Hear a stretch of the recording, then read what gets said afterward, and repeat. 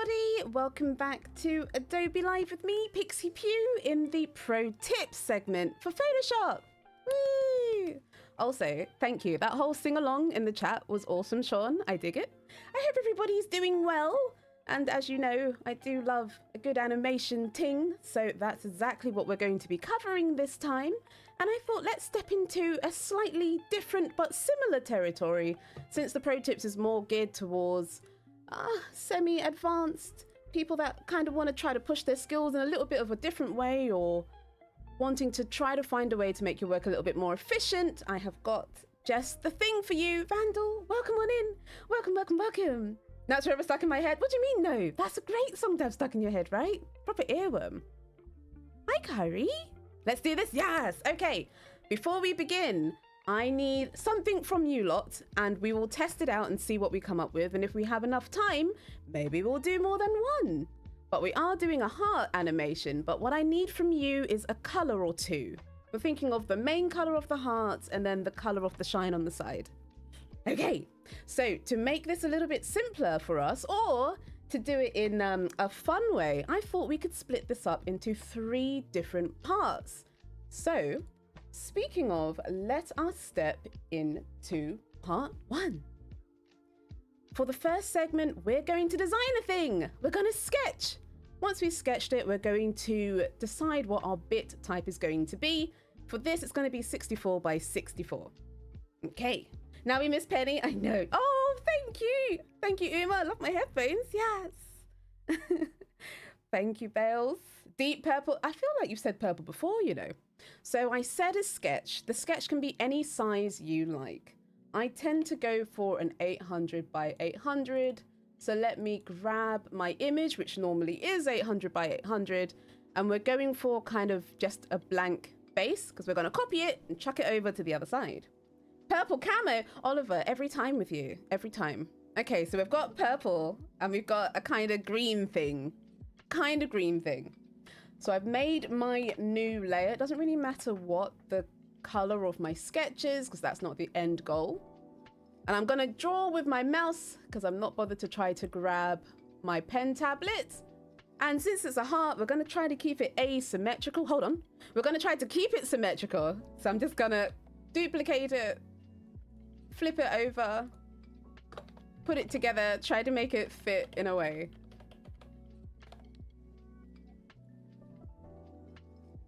There we go. Cool, we can dig it. Now, bear in mind when you are doing a sketch, it doesn't really matter too much unless you're trying to be really, really exact with keeping it exactly the same when you turn it into a pixel thing. You can totally keep it as more of a suggestion for how it could end up, and maybe your one might look a little bit different later. I was just combining RB. Wait, what did Clever say?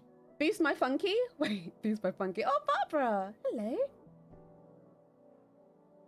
I see. Okay, so we've got a purple, a deep purple. Is this deep?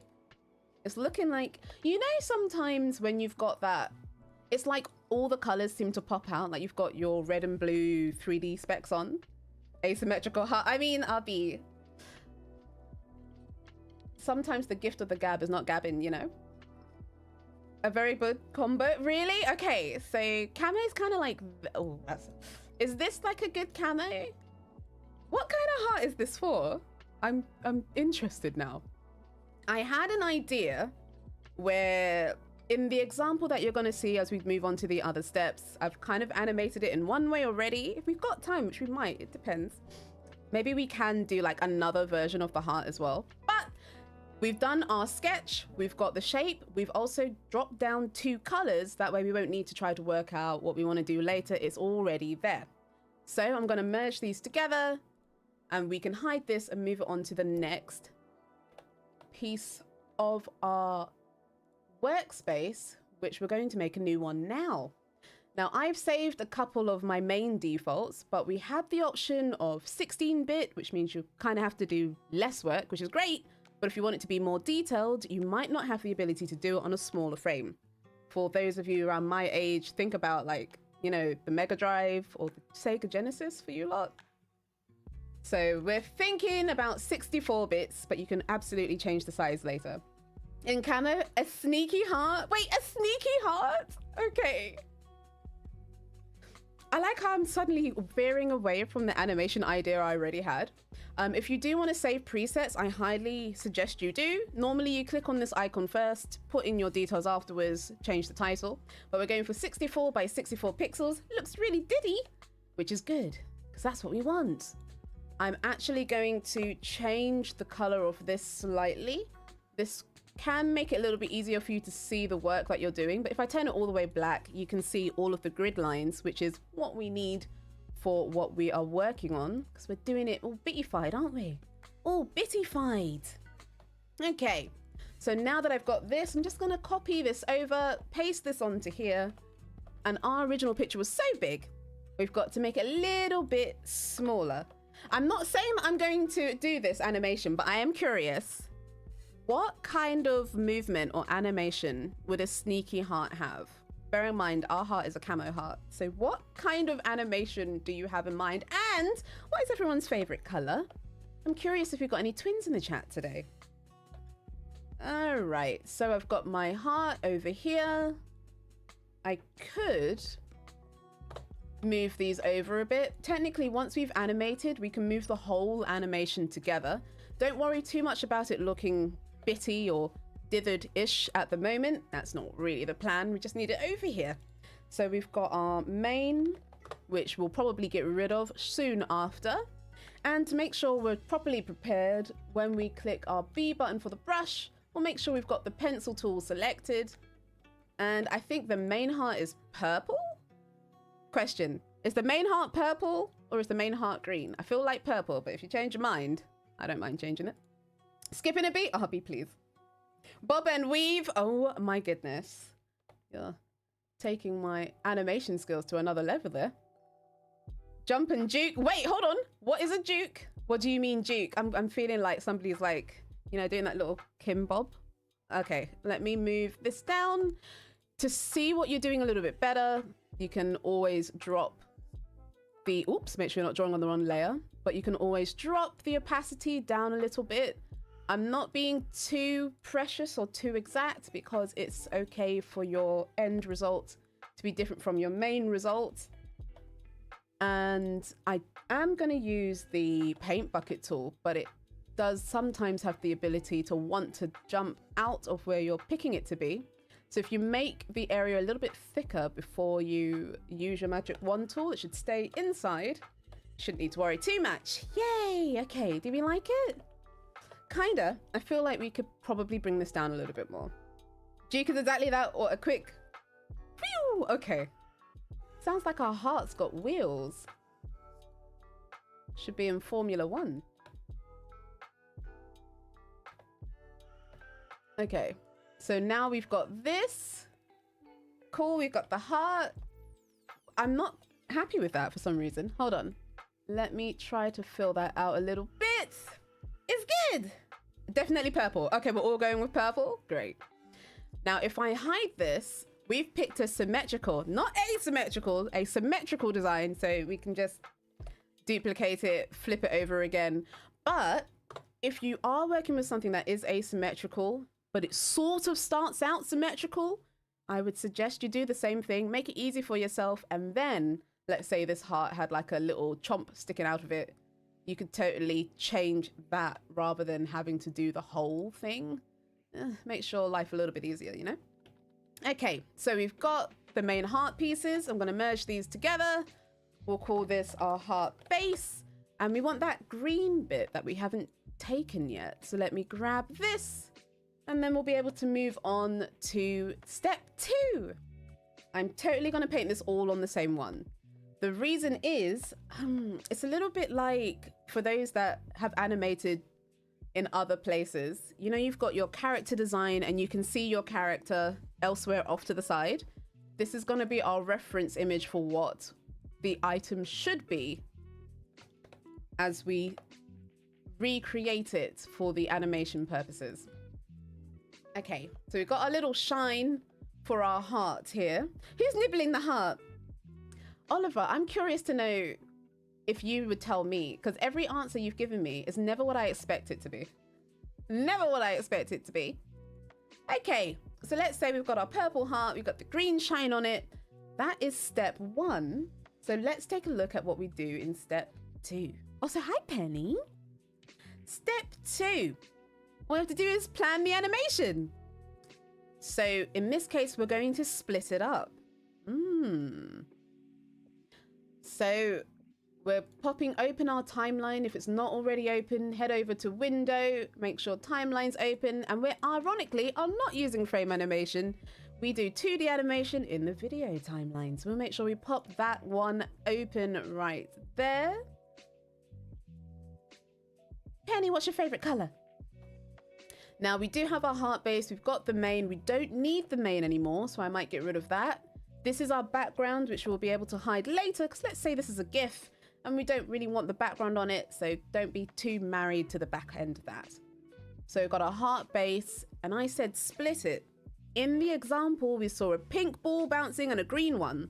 The pink one was the main movement, and because I had decided that I was going to have some follow-through animation, the green one was moving in a different timing to help me animate the heart in a different way, which you'll see when we get to step 3. But for this heart, I want it to come in from off screen, join and slap together, and then slide down. So that means we're going to need a part or a portion. So I'm going to make a new group. Now I do like to use one of the free plugins that you can find, which is called Framebar, which is on the Adobe Stock Exchange. No, the Adobe Exchange. I think that's what it's called. Okay. So now that I've got this open, even if you're not using the toolbars, I will show you how to do it without them, just in case. So first things first, I would make a new layer. I would click on the side arrow and I'd create a new video group. The video group is what we're going to be animating inside of, and we're going to call it, I want to animate the screen right side first. We could totally add some follow through animation onto this. We might, I'll think about it. We'll do the main first. So main right is what I'm going to call it. Oh, the pals. Thank you, Jack. If you're on the Behance chat, Jack has just popped a link down to the toolbar plugin that we're using. Absolutely free. My favorite word. Let me drag this up over here. So to make sure that the layers that you're using, if they don't just jump into the right video group right away, just click and drag them up. Oh, good. My head isn't blocking it. Click and drag them up into the layer that you want to use. We don't really need to see this open anymore, but I'm going to do it 2 by 2. If you want to animate in 12 or 16, that's not a good thing, is it? Hold on, 12 or 24 frames per second. Click on the 3 lines or the hamburger. Head over to your set timeline frame rate and pick it there, but we'll do 30 for this one. You've never seen this toolbar? Woo! It's really good. And for those that animate in Photoshop a lot, I highly recommend the Animators Toolbar Pro. It allows you, when it pops up, which it will, it allows you to, I think in conjunction with the other one, it's really good. Let's say I just wanted to focus on the main R, the main right-hand side. I'm able to isolate the one that I'm working on. Other than that, it pretty much does the same stuff as this one, but there's a few more useful little shortcuts in there that can help you. Free is my kind of person. Yes, Oliver. Okay, so I want to do it 2 by 2 or in 2 frames each. So I'm going to split this. If you're not using the toolbar, click the scissors. The name escaped me. I'll probably do it without the toolbar in the beginning half, and then we'll speed it up because we've only got like 15 minutes left. If it's free, it's for me. Yes, Penny, yes. Okay, so there's nothing on this one. I'm going to lower the opacity of the heart because I just kind of need to see where it is, but I don't need it. We are going to be using any shape, just like what we had in the beginning. Any shape that kind of will work as our example for where our stuff is. And we can also use this as a guideline to help us later. Love Mads, oh, thank you. It's a little kimono thing.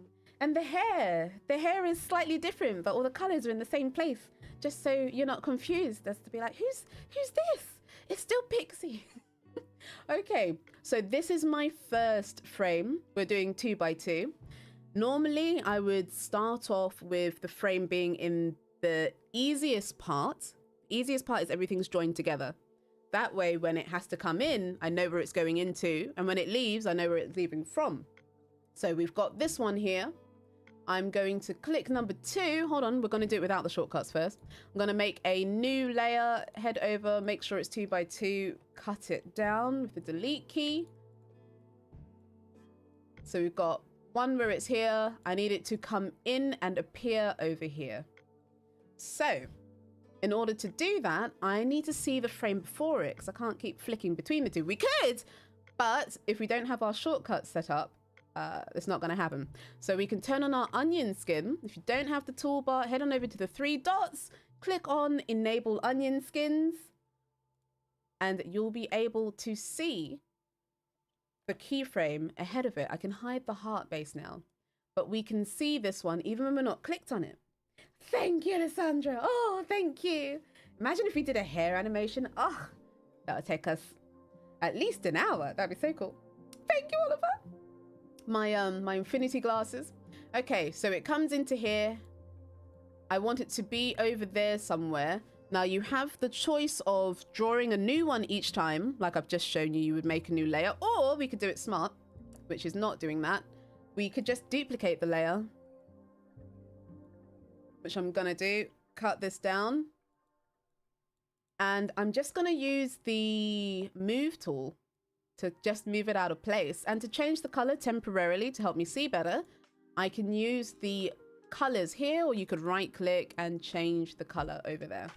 Okay, so we've got this. We're saying, oh, okay, at some point we can see it, and then it ends up here. For those of you that have done my animation 101 course, you might be like, oh, okay, this is like the animation we've done before. Yeah, it's about the same. So we need to work out how it gets from there to there. I might have a smear frame, so I'm just going to duplicate it again. Maybe change this color, move it over. And if I can't see enough, I'll click on the options of the onion skin, which would be onion skin options. And maybe I'll change it to say 2. So now I can see the red and the green. And we're going to cheat a little bit for the sake of time. You should redraw this, but I'm not going to. I'm just going to hold Alt, drag it out a little bit to claim that this smear is smearing. There we go. I'm going to duplicate it once more. Maybe change the color to help me see it a little bit better. Whoops, grab the wrong bit. Could maybe smear it a little bit more. Cool. Whoops. And then we know it ends up here, but I want it to squish and then come back.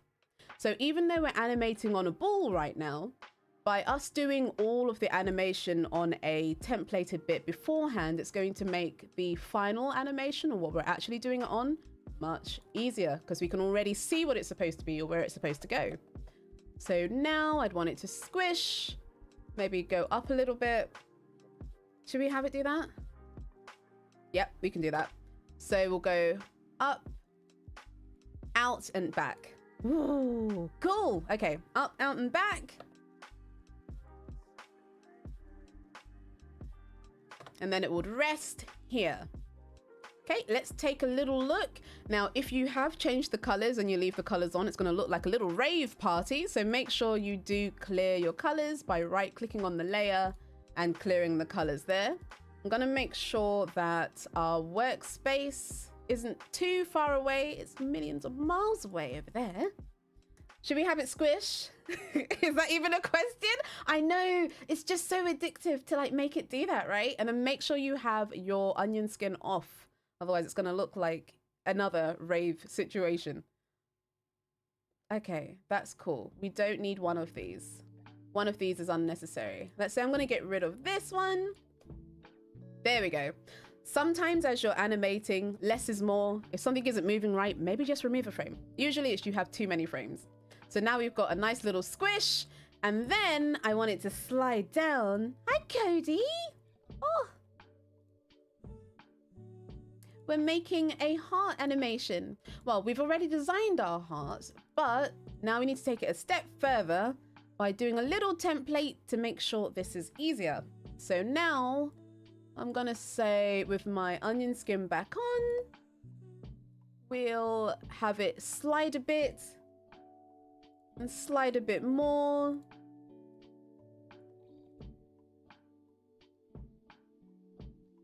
We don't want it to be even spacing though, so let's try to increase it a little bit. Now bear in mind that this is more of a guide. If we do end up changing what it does, let's say on our final, maybe we want it to go off track a little bit, or maybe we want something to appear slightly after, we can totally do that. Okay, so we've got this. It goes a little bit. Good. Good. A little bit more, a little bit more. We could have it smear there, which could work really well. That looks like even spacing. We don't want it to be even. If it's even, it's gonna kind of look like it's not moving any faster or any slower if you wanted slower.